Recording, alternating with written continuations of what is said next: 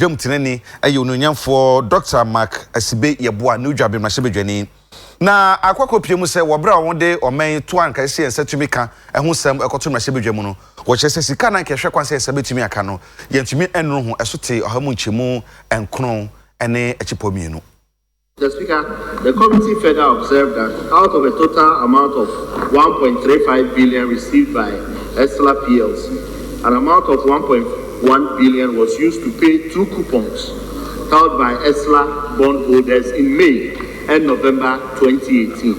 The balance of 326.69 million Ghana cedis was transferred into a locked box account held by Esla PLC. Mr. Speaker, the committee also observed that in 2018, the Ministry of Energy directed the National Petroleum Authority to suspend and subsequently withdraw the price stabilization and recovery levy. This led to a net loss of 270 million in Esla proceeds. The Speaker, the committee noted that an amount of 5.4 billion out of the total proceeds realized from the Esla PLC bond issue was applied to redeem part of the legacy debt of the energy sector.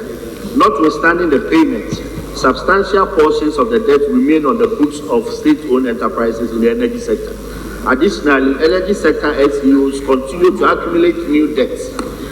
The convoluted nature of indebtedness among participants in the energy sector makes it difficult to determine the actual indebtedness of the sector. Furthermore, the Minister of Finance should conduct an audit to determine the level of indebtedness among the energy sector SOEs.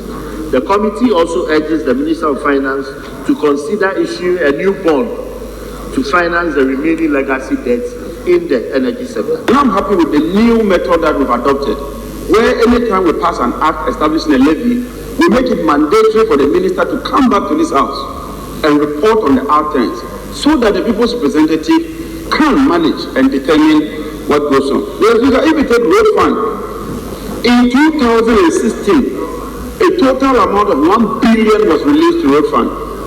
However, in 2018, out of an accrued amount of 1.3 billion, only 685 million cedis was released to them. Because of the capping and realignment, about half of this money was not released to the road fund. And that is having a serious impact on the road sector. Today, MPs are complaining,